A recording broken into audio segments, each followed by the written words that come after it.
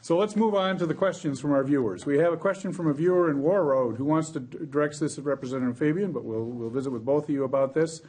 This viewer wants to know about your floor speech where you discussed buying land for the DNR with legacy dollars. This viewer is concerned about the continued sustainability of that effort. And maybe you can talk a little bit about this issue and kind of educate our viewers about what we're talking about here. And viewers are also interested in the status of the Senate office building, and we'll talk about that in a minute. But let's take the DNR thing first. Sure. You know, in the district that I represent, roughly 30% of the land is owned by the state of Minnesota, and we continue to buy more land. When you go to the east of me, to Lake of the Woods County, it's roughly 70%. You go further east than that, it's 80%, and in some counties it's even less than that that's in private hands. So it obviously has an impact on our local tax bases. And of course, the local tax base affects our schools, it affects our townships, it affects our counties. So, you know, what I said on the House floor basically had to do with we are using literally tens, if not hundreds of millions of dollars per biennium to buy land that the state takes control of. At that time, it comes off the local tax rolls. When we use legacy dollars, we can use those dollars to purchase the land, but as we go forward into the future, we can't use the legacy dollars under the current system to make the PILT payments, which is payment in lieu of taxes, because when you take land out of private hands, now it goes into the public rolls, and it's not reimbursed necessarily at the same rate as to what it is when it's in private hands. So what we're doing is then if we want to make some improvements on that purchase in the future, now we can't use legacy dollars for those things either. So my point of my comments on the House floor had to do with, you know, we've been doing the legacy bill, I believe, since 2008 or 2010 were the first dollars that were actually spent. We've got 25 more years of this ahead of us.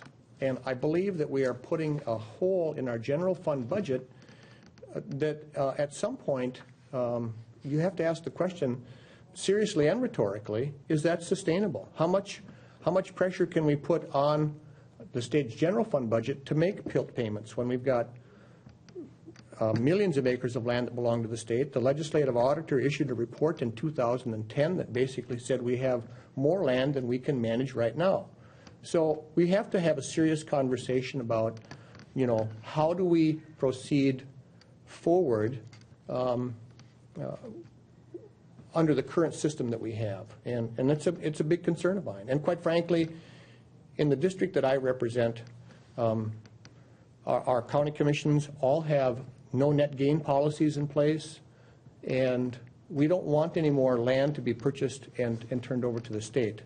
If there's a quarter section available here, or an 80 over there, or a section over there, most of us would rather see that land purchased by an individual, and maybe somebody will buy it and it's a piece of hunting property, and they'll put a cabin on it or something, and they'll actually make some improvements to it so we actually increase the tax base, and you know, that's beneficial to us.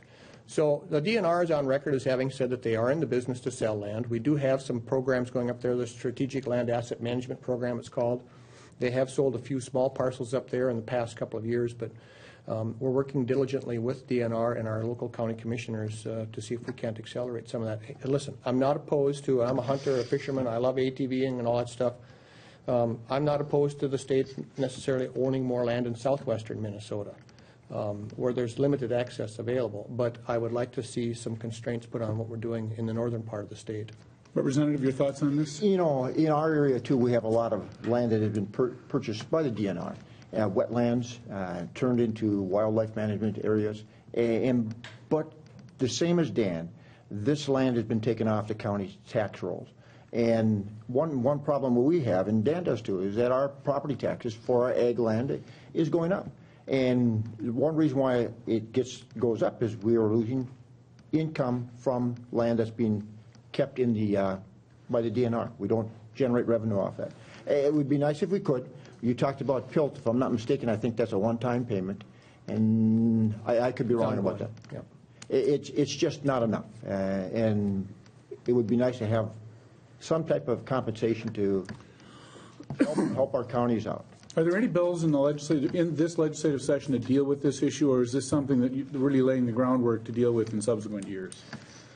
Well, we've had this discussion, I'm kind of new around here. This is my 4th year here, and we've had this discussion in committee. But there's a legal question about supplanting and those types of things. So before I made my comments on the floor, I had talked to Representative Kahn, and we're probably politically quite far apart on many, many, many issues. But this is one issue on which we agree that at least we have to have a discussion about how are we using these legacy dollars, and how can we maybe direct some of those legacy dollars into some sort of a fund that's going to take care of many of the ongoing expenses that are associated with owning, maintaining these lands that belong to the state. And we need to figure that out.